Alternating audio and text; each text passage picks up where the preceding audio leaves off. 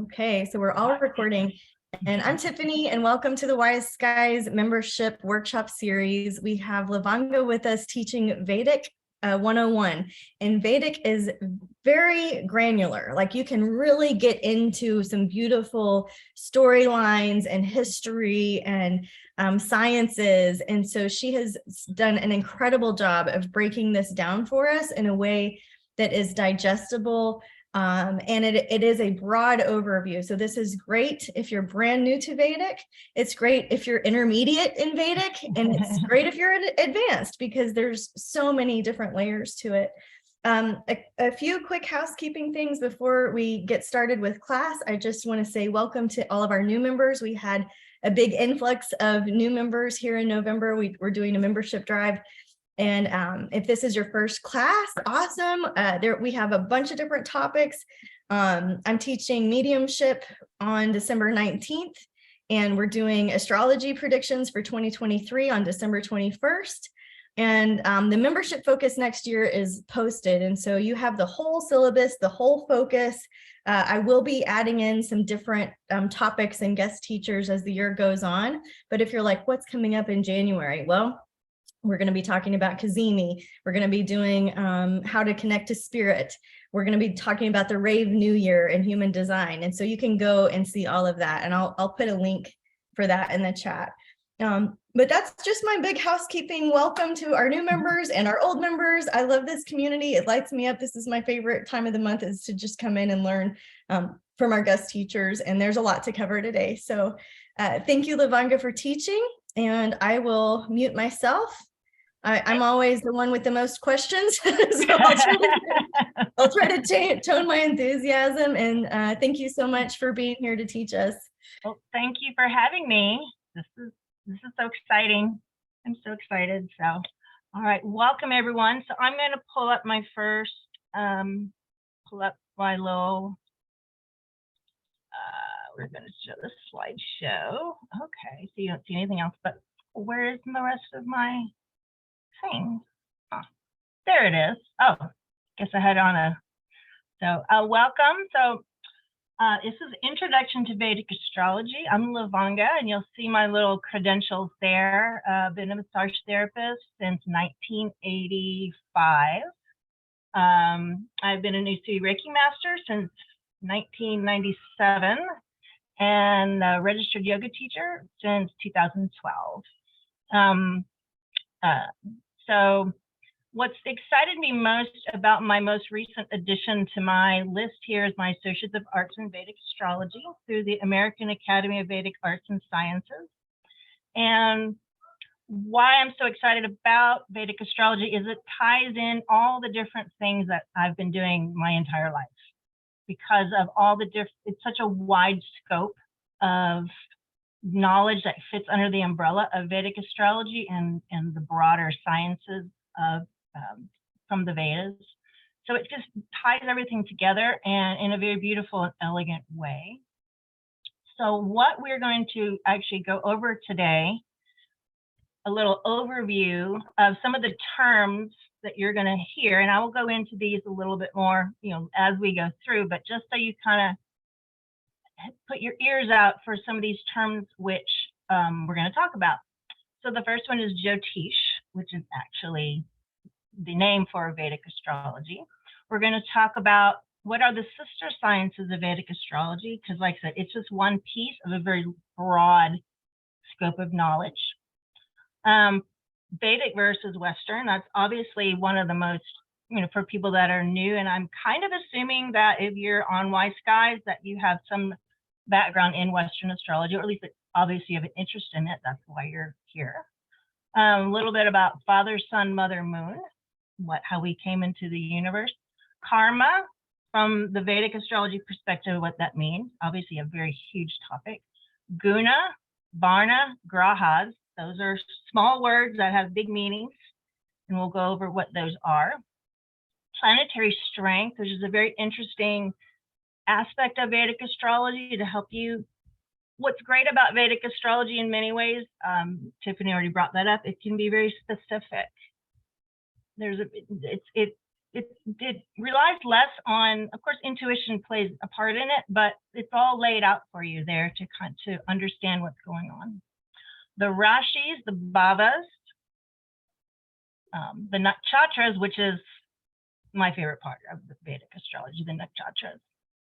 The vimshottari, which is, again, very specific in using predictions. And what is the Lagna Lord and house rulers? And the way we're going to be able to get through this and have it make any kind of sense, since it's so much to go through, is we're going to use the chart of Queen Elizabeth II.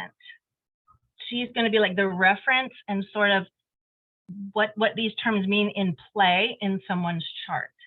And because of that, the spotlight is going to be on Jupiter, because Jupiter is the biggest, from the aspect that we're going to talk about the chart, Jupiter is the most important planet in her chart. So we're going to figure out that why. So kind of think about what you know about maybe Queen Elizabeth II. I wrote an article about her for the Astrology magazine. So I've already done a detailed analysis of her chart. And so it seemed to fit why I would choose her for this, this class. Okay. So Jyotish, what does that mean? So it means this, literally, it means the science of light or the science of the heavenly bodies. Okay. This is so the Sanskrit word Jyotish. And these are the different kind of core principles that when you go into reading your chart, these are kind of like the understoods, right? So the philosophy behind it is that we incarnate to learn we are not a mind-body phenomenon, that we're something more than that, right? Also, we are not limited beings of time and space that are infinite and without boundaries. Okay. And what happens when we are in the material world, coming into this world, issues arise when the limited self, the small self, little s, is imposed on the deeper infinite self, which actually should have a capital S on it. So when we think of ourselves not as an infinite being, but as a finite being, and the Vedic astrology helps to unpack where those issues are and how to resolve them. And the purpose of our struggle, because sometimes we wonder, why do we suffer, right? Or why do we experience suffering? The struggle serves the purpose of being awake, the purpose of being wake-up calls to force us to look for deeper meaning, right? Isn't it true that sometimes when things are tough, that's when we turn to our spiritual practices and we can look back and actually appreciate the lessons they gave us. So we incarnate when the planets arrange in accordance with our karmic lessons. The chart is a portrait of the pattern of our karma, the history of our soul and its progress so far. So this is coming with the understanding that astrology was the first science. Astrology was, the lunar cycles in particular helped our ancestors discover the best time for planting crops and how to align ourselves with the daily rhythms of life on Earth. It is literally the science of telling time. So there's really nothing woo-woo about it. It's really, it's just tracking patterns, and those patterns are useful because we need to know when the sun's going to come up. And we know, like right now, the days are getting shorter. And so back when we didn't have 24/7 light available to us, to know what times of year it was going to get dark earlier was a really useful thing to know. When the time was right to plant crops, useful thing to know. So it's a very practical way of organizing, understanding how we're living on the planet. So Vedic astrology has frameworks in which layers of meanings can be added. This can reveal details that make it for very specific, rich, dynamic, and precise interpretations and predictions. So the sister sciences, some of this which you may know more about or not. So these all can tie in together, and they complement one another, and some of the practices will overlap. So yoga, so what we think of as yoga, asana and pranayama, Okay, those are the types of practices that we're familiar with. And the Vedic texts used are the Bhagavad Gita and Yoga Sutras. So Veda just means knowledge. And so the Vedas, when we say the Vedas, it's a group of books and knowledge that have been written over thousands and thousands of years. I mean, the Vedas were originally spoken with an oral tradition for thousands and thousands of years, and about 5,000 years ago, they started to get written down and organized in a way that, you know, today we can just access the parts that we want to access. Ayurveda, which is the science of life, has to do with health, diet, and daily routines. Okay, so I know just from my personal, because I'm a massage therapist and health is really important to me. And my best friend is also, she's studying to be an Ayurvedic doctor. So it's really interesting to see how the Jyotish and Ayurveda really super overlap. And the Vedic texts used are these Charaka Samhita, Shurushra Samhita, and Atharva Veda. Atharva Veda are used where the Ayurvedic knowledge comes from. So Jyotish, the science of life, what we're going to go into more today. Understanding your place in the cosmos and the nature unfolding of karma. So that's kind of another way to define what Jyotish is. And the texts, which all of the knowledge comes from the Brihat Parashara, the Brihat Jataka, and the Jamini Sutra. And don't worry, you don't have to understand. These are, we're not going to go into these texts, but they're very interesting on how they describe the signs. It just gives, again, so many layers. Vastu, the science of space, also kind of like feng shui. Most people have heard of feng shui. So Vastu, science of space, architecture, mandalas, yantras are, again, different ways of, these just help us live in the world, help us to understand who we are, help us to make our environment peaceful and harmonious, our bodies peaceful and harmonious. It's just a very rich way of living your life and brings vitality. Like everything in the Vedic sciences is very dynamic. Nothing is just dead matter. Everything has a purpose and a reason and a personality, and it just makes for a rich experience on the planet. Another one which didn't make it onto this, I realized another one is palmistry, is another Vedic science. I don't know anything about that, but I'm sure maybe. But again, these are all things that help us to live in the material world. Okay, so they're tools for self-knowledge, not just for prediction. Okay, that's another thing it's about Jyotish, kind of like the higher vibration of all of these actually is like similar to, so the reason yoga is not just exercise, it's actually, you know, for body-mind connection. So Jyotish is more than just about knowing the future. It's about kind of understanding how karma plays in your life and how you can understand yourself and make yourself a better person and more peaceful in the world. So Vedic and Western astrology. So the differences between the two, the basic differences between the two. So first of all, so Vedic is also called sidereal. Okay, and what that means is that the charts are, so all the planets and the signs are expressed in relation to the stars or constellations. So those are a different layer of, those are actually points in the sky. Okay, so these are just areas of the sky. Western is also called tropical. Okay, and what that does is it measures the position of the sun relative to the seasons. So it's tying it to the seasons, right, rather than the constellation. So what that also looks like is, so just use this as an example. The sun in Aries, according to the Vedic astrology, begins when the sun lines up with the stars in Ashwini. We're going to talk, Ashwini is one of the nakshatras, but the nakshatras are tied to specific constellations in the sky. So when the sun lines up with that constellation, then that's when Aries begins. In the tropical zodiac, Sun in Aries begins at the time of the vernal equinox. So we know the different seasons of the year, and that's when Aries begins on the spring equinox, and you count from there. Okay.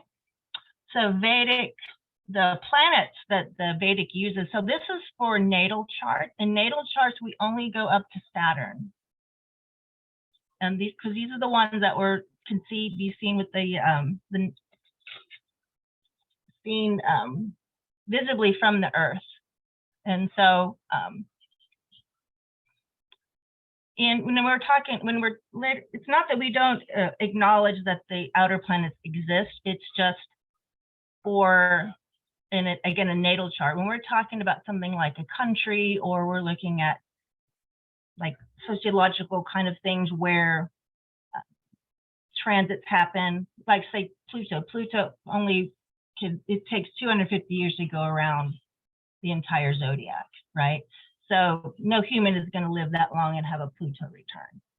So we only talk about up to Saturn when we're talking about the natal charts. And then, of course, in the Western charts, those are used on a regular basis. You know, when you get your natal chart done, it's going to have Neptune, Uranus, and Pluto in your natal chart. I thought of one other difference. Basically, Okay. Western is circle and Vedic is square. Yes. If you're looking at the chart. Yes. Though I've seen some Vedic that uses the circle method. There are some. Cool. Okay. Yeah. So yeah, maybe we can find that and link. Yeah. Yeah. I thought when I found that, I thought I would like it, but now I'm totally locked into the square. If I'm reading a Vedic chart, you know. So. Yeah. So in your natal chart, the north node, which has a name Rahu, and south node Ketu are prominent and interpreted similarly to planets. And that's kind of like, we're talking about your basic everyday natal chart. Of course, they're used in Western astrology, but my experience has been they're kind of like the secondary level of interpretation. You know, they're just less prominent. In Vedic, we use the nakshatras, which are 27 distant stars, which mark the transit of the moon around the Earth each day. And so these are very much in place. It's the most Vedic part of Vedic astrology. We're going to talk about that more later. But the Western astrology uses asteroids and other celestial bodies. So things like Regulus, and I know just other like Lilith and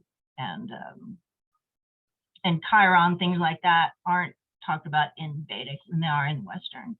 And then lastly, the use of dasha cycles, which map karmic cycles and are used for prediction. We're going to talk a bit more about that later too. So, and then I asked Tiffany, I said, is there one more that you could think of? I guess the square and the circle. I'm sure there's more. I did study Western, but not as thoroughly as I did Vedic. So that's why I can't say much more about the Western astrology. But I will say a couple of things, which if you are getting your Vedic chart done as opposed to your Western chart, is that no matter what, even sometimes the signs will change, because there's about a 23 degree difference in how the planets line up in the signs if you get your natal chart done. Okay, so just for instance, we're talking about Sun in Aries here. So if you have an Aries Sun in your Western chart, then you probably have a Pisces Sun in your Vedic chart. And I know that can be jarring. I know I was super attached to my sun sign. I mean, when my sunshine changed from Taurus to Aries, I was like, what? But again, it's in we're looking at the whole package, okay? And your planets are still going to be in relation. If they're you know, whatever degree apart in Western, they're going to be that same degree apart. So the relationship with the planets remains the same. So you're still you, right? And also, this is the other thing. Western astrology, when I'm going to talk about the differences, it does not mean Western astrology is wrong. It is just a different system, different system, different system. And it is fun to see how they overlap, you know? Like when I'm reading what's going on, the transits and what's going to happen, and then I, look at my friends like Tiffany who do Western astrology, and I read their interpretation of what's happening, they line up so well. It's just understanding the data and using that to talk about what's going on. So do not want to say that I'm not against Western astrology or say it's wrong or anything. It's just different. Just different. Okay, so a little bit about this kind of also talks about why we use the 7 planets, why the 7 planets work so well in the system. So in Western astrology, oftentimes we start with the sun. Like, when you ask, well, what's your sign? You'll say, well, I could say I'm an Aries, right? But that's because that refers to where my sun is. In Vedic astrology, it's kind of backwards. So in Western, we might go, we'll say our sun sign, our moon sign, and then our ascendant. In Vedic astrology, we actually start with the ascendant as the most important, is literally where you start. And then the moon, and then the sun. Okay, because the sun is our pure soul essence. So this is what this is representing. So the sun is our pure, it's like the sun is so bright we can't look at it. So we need to view it through the mind. So the mind is the moon is the mind. So the soul is viewed through the mind. And this is a prism, right? So when the pure white light hits the mind, the moon, it splits into 7 colors. So these 7 colors are the world of time and karma. The 7 planets, the 7 colors. So how we are experiencing the world, okay? And the ascendant, when we're going to talk about the ascendant and the house, really literally represents the body. And so how do we experience the world? Through our body. Our body is what's doing all the things, right? Our mind is what's telling us we like this, we don't like this, like that. But what we're trying to do is getting back to our original selves. So it just has a different order of importance and then where we start. And so, and actually in the world of Vedic astrology that I live in, if you go, well, what's your sign? I would actually say Scorpio, because I'm a Scorpio rising. And so that's how my teacher taught, is that you go from the ascendant, the first thing, because again, that's your physical body. The physical body you incarnated into is how you're experiencing the world. Okay. Karma, this is a big topic. I'm just going to break it down really simply for you. Karma versus free will. I mean, there's been, this has been talked about for ages and ages and ages. What is the difference? So basically, karma is in the past shaping the present. The future is up for grabs. So what this little karma and the archer, so this is a way of thinking about karma, okay, is that we are in the present moment, we are here, right? There's been arrows that have been shot already. So the past dasha cycle, so that we're going to talk about what that means more in a minute. In previous lives, there have been arrows shot out already. If an arrow's been shot out, you really can't do anything about it. You're going to reap the karma. You're going to reap the result of whatever, however, wherever you aimed that arrow is going to go where it's going to go. And you're going to have to, live with those consequences. So there's nothing you can do about the past, okay? However, in the present, you can choose where you aim it. You can choose if you're even going to flick the arrow. You can aim it up, you can aim it down, you can aim it to your friend, you can aim it to your enemy. You know, it can go any moment. This is kind of, it's not so much free will, but presence, just understanding what's going on and the choice you have to the direction you want to take it. And so then we have our quiver of arrows, which is our future dasha cycles in transit. So things that come up. So these arrows are like what we have to deal with, things that are going to come up in the future. Okay, and when are we going to pull that arrow and decide where we're going to shoot it? So when we talk about the dasha cycle, that's where that comes into play, because things are going to come up when they come up. They're going to come up, and you're going to be holding that arrow, and you'll be like, am I going to shoot this arrow, and where's that going to go, right? So karma is that which is predetermined, and free will is that which we may encounter with presence in order to develop and evolve. So karma is shown with habits and tendencies in the chart. Experiences are created when a habit is experienced. So that the chart is showing us the tendencies, our default, our go-to, right?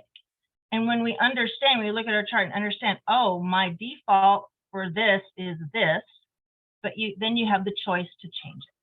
And when the different dasha cycles run, those are the good opportunities where it's going to be more natural or more easy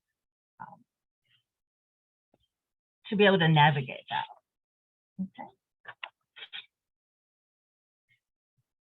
Okay, the next one, gunas, the ropes that bind.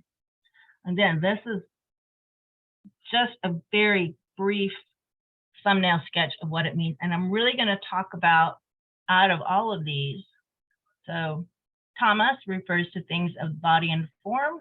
Rajas has to do with the mind. Sattva has to do with ensuring things are harmonious and in line with spirit. And we're going to talk about sattva, because remember I talked about, we're going to talk about the chart of Queen Elizabeth II. Okay, and the planet we're going to talk about is Jupiter. And we'll learn why in a little bit, why we're going to talk about Jupiter for Queen Elizabeth. But if you look here, so the general qualities, right? So the general qualities of sattva has to do with love, knowledge, and peace. And it's a trend upward. It's that you're wanting to rise up, okay? Like rajas is about dealing with other people, so transactional. It can be very energetic.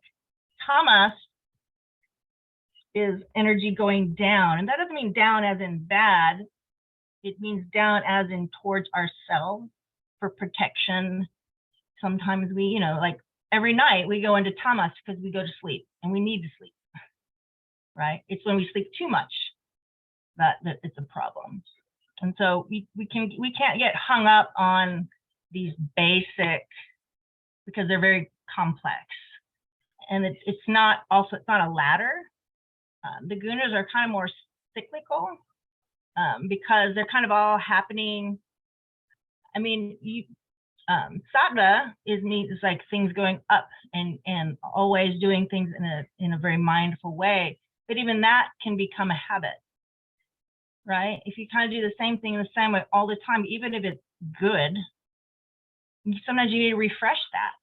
So your sattva can then turn into tamas, right? Does that make a little sense? So, so don't think of it as a ladder. Just think of it as kind of, all of these are going on all at the same time in some way.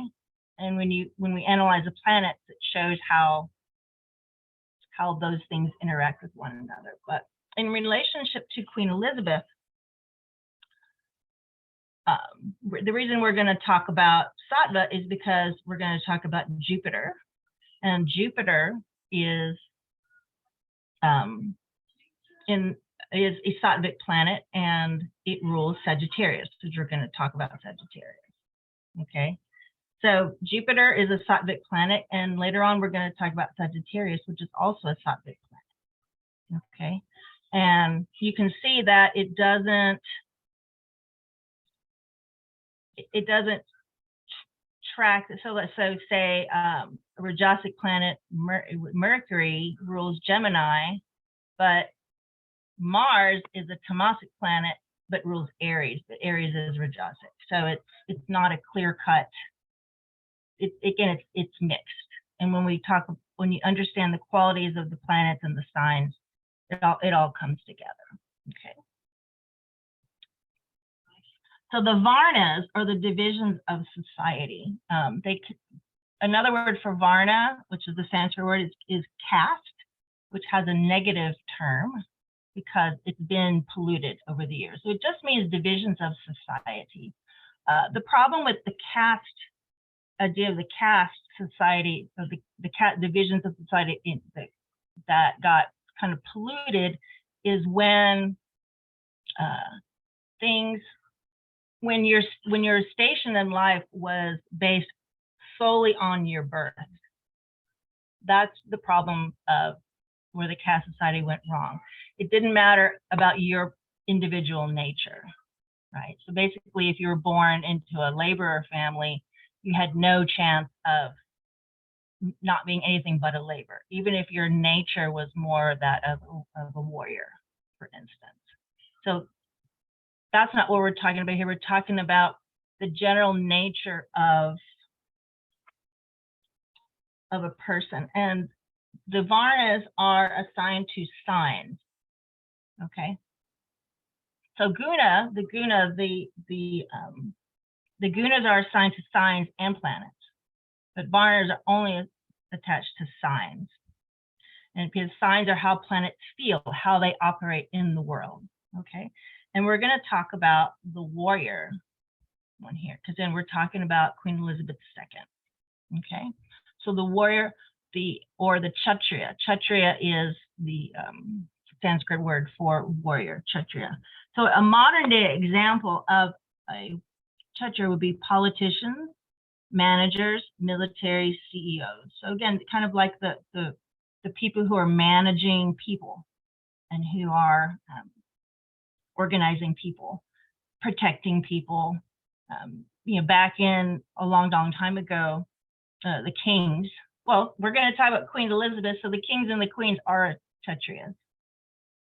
And I guess that would, the fact that we have a few monarchies around the world is an example of how some of the old ways are still happening. So the warriors are these kind of people. So in a positive sense, a warrior working on a high level with knowledge, it means they're fighting for a righteous cause. Okay. The low mentality of a warrior would be fighting only to win regardless of cause. Okay, so that's kind of like someone that's just fighting for the sake of fighting and they don't care really what happens. The life lessons, this is sort of like when they're working, the life lessons are kind of the main principle which they're living their life through. So a warrior is always concerned about truthful action, that they're doing what's right, what's correct. Dharma is another one of those. It's a very complex word. Dharma, it means truth, it means action, it's truthful action. But it's like your purpose. It's understanding your purpose is like first and foremost in a Kshatriya's mind. And the fire signs are warrior signs, Aries, Leo, and Sagittarius. Okay, so think about that in relationship to Queen Elizabeth. It makes a lot of sense. So the planets are called grahas. They're the forces of intelligence. So an interesting concept in Vedic astrology having to do with the planets is the planets also have, besides they have a gender, they have a karaka. Karaka means indicator. So when you're looking at a chart, if you want to go, well, how is someone's intelligence? What is their level of intelligence? And we're going to talk about planetary strength in just a minute here. But how is that planet able to deliver intelligence? Okay. How is the planet able to show the hardship in your life? Okay, that's a karaka. A guna, we talked about the gunas. So they all have, so it kind of shows their orientation, right? Cabinet is just a nice way to understand like how they act, because we all have all of these different areas, areas, the wrong thing, areas of life. And it's just a nice way to organize, to understand, again, to get very specific about how is that planet operating in your life? What's its purpose? Because the planets are considered, they have personalities. We kind of think of them as this set of friends that have our back, that are helping to manage our lives. Okay. And so when we attach an actual personality, kind of like anthropomorphic, what's that word? I can't say the word. We attach human qualities to something, and it just helps us relate to it in a certain way. Every planet has a temperament, and cruel and gentle. And that sounds a little not so fun, but what it actually means is if we go back to that very first slide, we're trying to understand who we are, that we are an infinite being rather than a limited being. So a cruel planet is actually going to be helping us understand that, because we learn sometimes better through the hard lessons than through the easy lessons. When life kind of beats us down and we have to figure things out, that's how we learn things.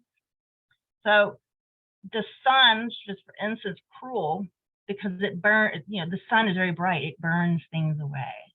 That sounds cruel, but actually we find sometimes when things are taken away, we're like, oh, thank God that's gone. Like, I didn't need that anymore.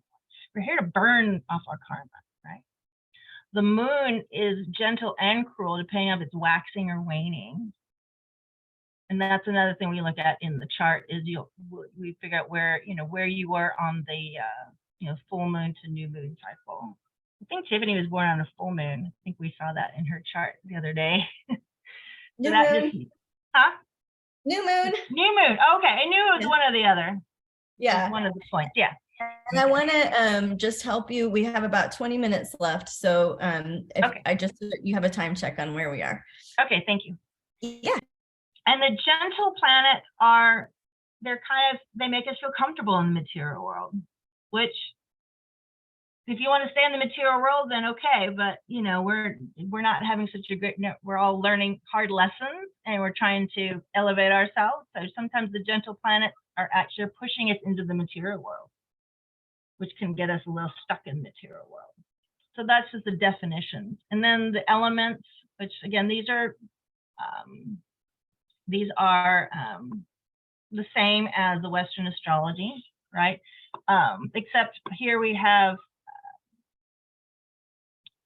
for like say Jupiter's fire and water.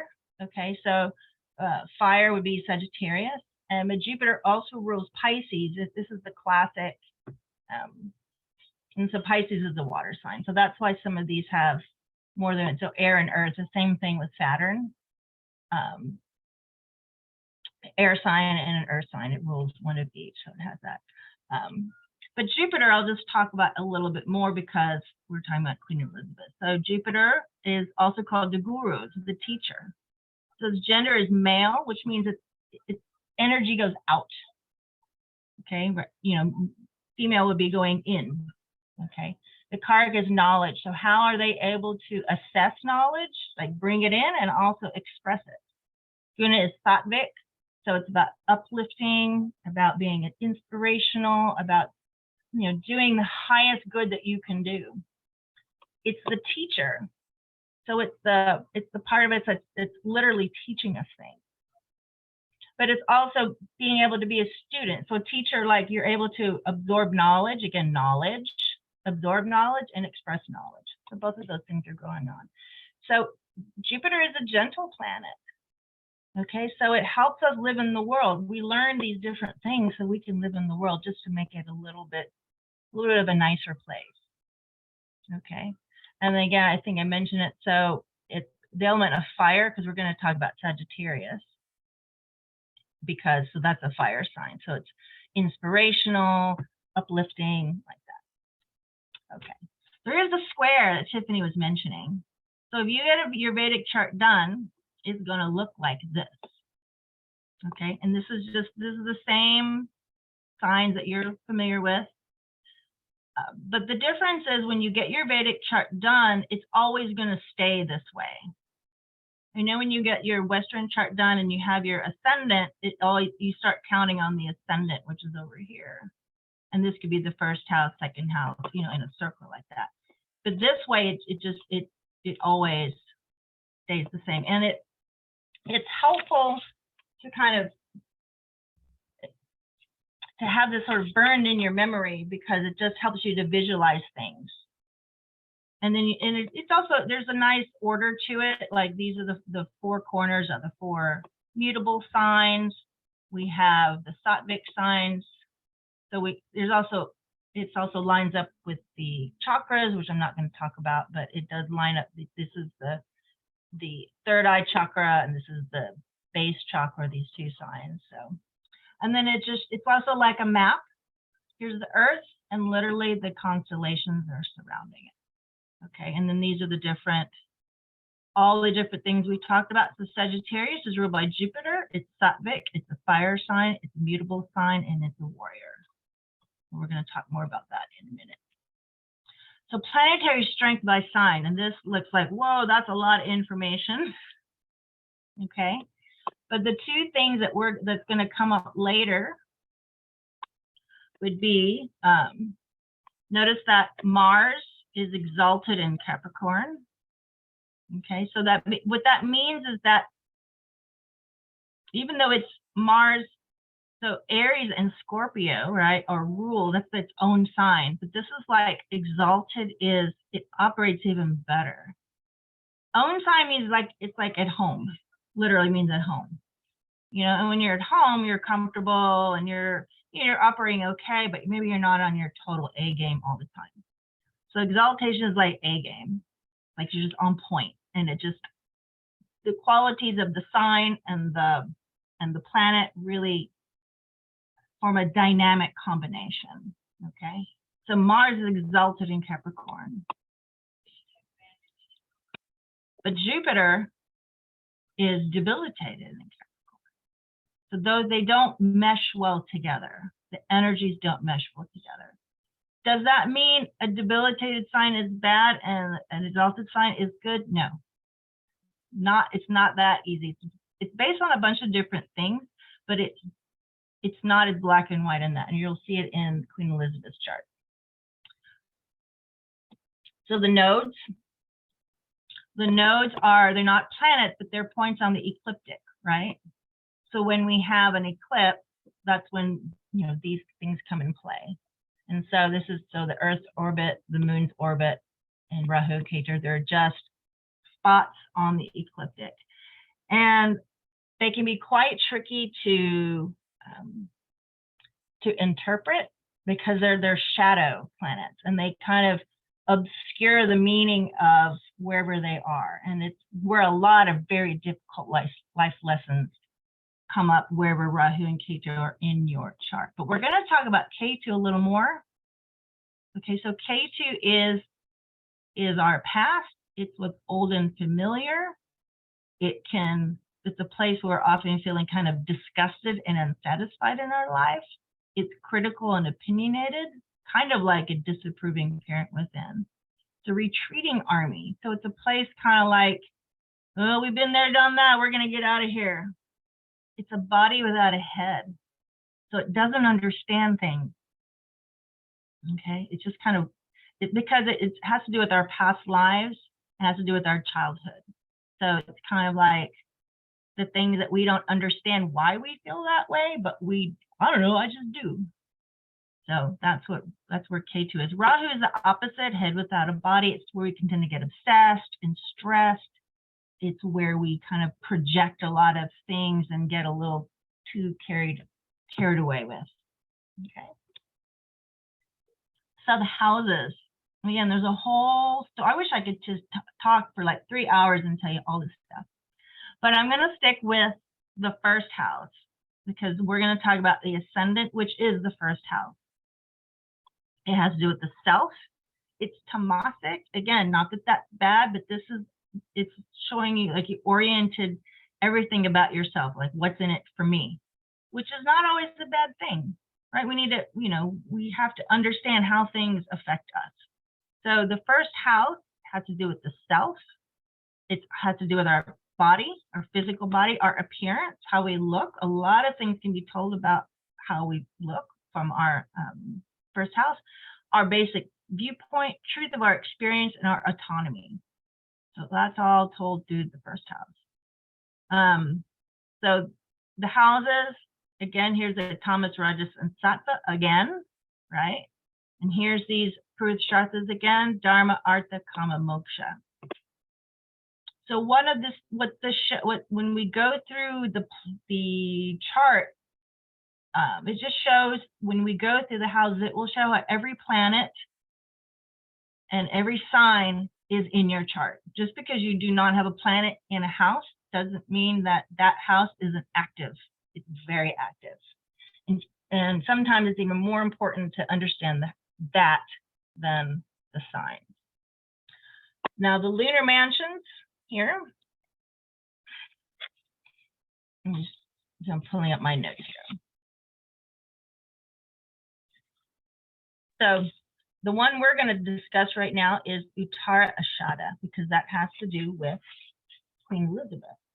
So the nakshatras they bridge the signs. You'll see there's 27 of them, okay? And you'll see, we're going to start with Ashwini, is in Aries, but then there's a part of Kritika so it's Aries, and then Aries, Taurus, Gemini. So what they do is they show how this is all the planets go through the nakshatras, but it shows how energy evolves from one to another, okay?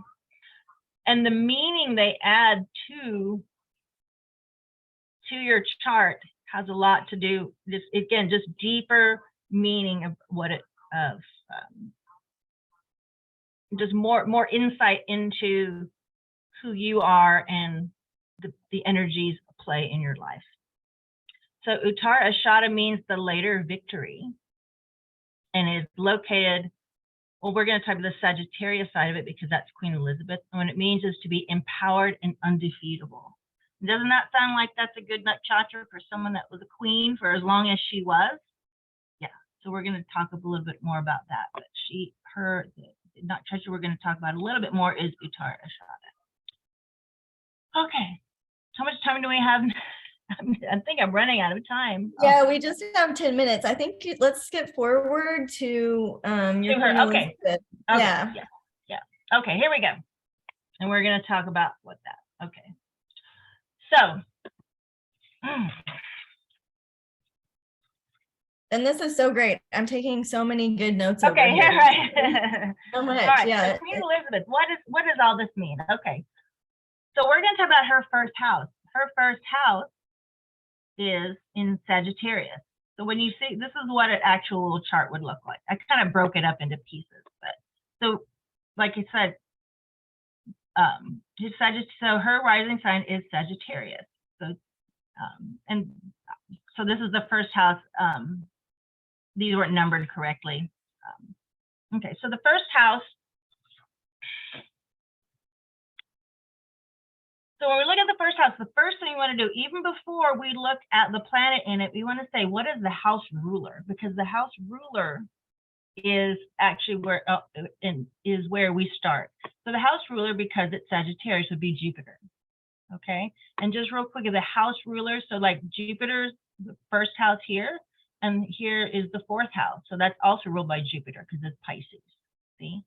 And then this is Sagittarius, Capricorn, and Aquarius are Sagittarius. Okay. So the name for the ascendant in Vedic astrology is called the Lagna. And we want to look at the Lagna Lord. Lord just means like Lord of the house. So the Lagna Lord is Jupiter. So the first thing you want to do is, where does Jupiter go into the chart? That's going to be the first. Besides it being, so we learned about Jupiter. We've learned that Jupiter is Sattvic. It's a Kshatriya. It's Sattvic. It's fire. It's inspirational, right? This is Queen Elizabeth, right? She was so inspirational. This is who she is. And so where does this Lugna Lord go? It goes to the second house. Second house has to do with family, the family she was born into. Why is she queen? She is queen because she was born into a family, a royal family. Okay. So a main principle having to do with her ruling planet Jupiter is growth and expansion. Okay. Her ascendant Lord Jupiter goes to the second house where it's debilitated in Capricorn. What? Debilitated? She's a queen, right? A core part of her identity is coming through her family and the institution of the monarchy. Okay. Her ability to grow, Jupiter, okay, was confined within very specific rules, Capricorn. So she had no choice but to follow the path laid before her and to carve out her own personhood from a defined set of boundaries. See? She didn't have a choice. She was born this way. She couldn't say, no, I'm not going to do this. Okay. Despite this, a key component in what made her such an effective leader was Mars being in the second house, exalted in Capricorn. See? So her sense of expansion was in these rules, but yet she wasn't the only one that had to follow these rules. Her whole family did. So that's easier to do things when your whole family is following the same rules, right? The exalted Mars allowed her to detach herself from any emotions having to do with her situation, because Mars is like judges things, good, bad. This is good, this is bad. Her strong Mars made her able to kind of detach emotionally from that and just go, all right, this is what I was dealt. This is what my family does. Okay. Capricorn brings out the best in Mars, and Elizabeth showed this by taking her duties very seriously and always acting in a measured, practical way. Okay, she always knew she was representing something larger than herself, because Capricorn is about structure, is about institution, and the rules that you follow to be a part of that institution. Okay. She could put aside her own feelings and tapped into her strong Mars, which utilized the wisdom of Capricorn Saturn. Okay. So another thing having to do with her Lugna is that her Ketu is in Uttara Ashada. Okay.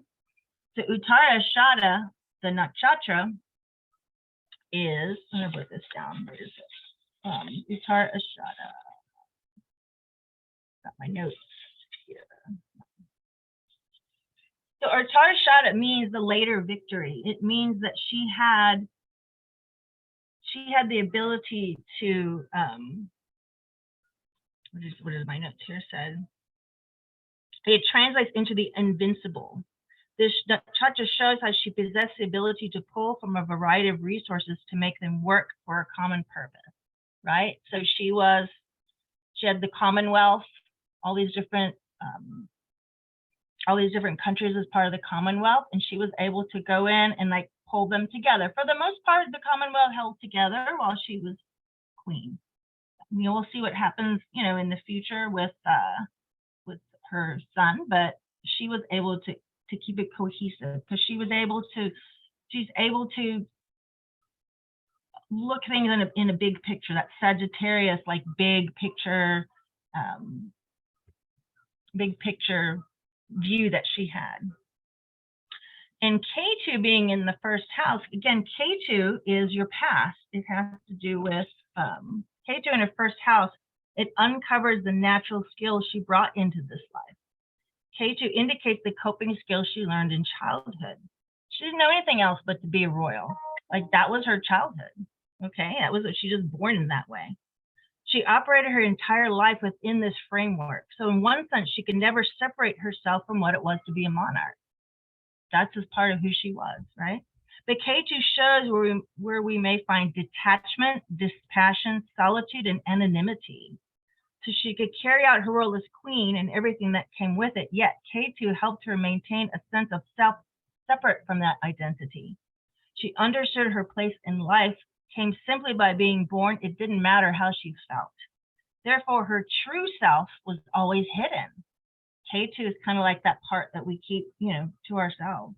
K2 is well placed in Sagittarius, and it shows another way she was able to rule for as long as she did. Okay. So that's a little about Uttarashada. So quickly about her dasha cycle. Okay, and this was interesting. This wasn't actually part of this. Her dasha cycle I didn't look at until I was getting ready for this class. So we've been talking about Jupiter. So the dasha cycle is when karma's ripened. We wonder why sometimes our lives change in a second. It's because our dashas have changed, and different parts of our chart get lit up. And that's when those planets become active and come into play. So Jupiter, when her Jupiter dasha run in 2000, when it started in 2007, it happened in her 10th house. Her second house of family. Okay. What happened in 2007, from 2007 on, it has to do with herself. Also titles, she can get titles when you're in your Jupiter dasha. So in 2007, right away, so she went into it on 12/11, okay? On 12/20, she became the longest living British monarch ever. Just a few days later, she gets this title, oldest living monarch ever, okay? And then 2015, she becomes the longest serving monarch in British history. She turned 90. She became the first monarch to celebrate a sapphire jubilee and the first one to reach a platinum jubilee. Jupiter also has to do with children, and the family grows. That's when her grandchildren were born, and then they had their babies. So it showed an expansion of her family. So those were things, and she happened to pass away in her Jupiter dasha, but also there were other, I'm not going to go into that, but you can sometimes see in a chart after the fact. It's not something you want to predict, of course, when someone's going to die, but you can see when, when there's certain transits happening that kind of show that maybe the life force is going to wane. So the overview summary here, okay? So from what we know about her, so Jupiter was her ruling planet. So again, outward expression, knowledge, sattvic, teacher, gentle, fire. She had Sagittarius, okay? That's how the planet feels. So the planet Jupiter is very happy in Sagittarius, easy to express itself. Jupiter in a big way, in a way that was uplifting, in a very inspiring way, mutable, able to change with the situation. A warrior, she was a leader. She was inspiring people. She took her duties very seriously. Her Lagna Lord, first house, she did her dharma. She all those accolades that happened when she was in her Mahadasha. She became who she was just by being born. Okay. I'm sorry to interrupt. Sorry to interrupt, but I have to go. So we're going to have to wrap where we are. And if you guys want to take a screenshot of this, I'm going to take one, and I will also put this part in the follow-up email. Thank you so much for your time. This is so expansive. Like I said, it's so granular when you start to talk about Vedic versus Western.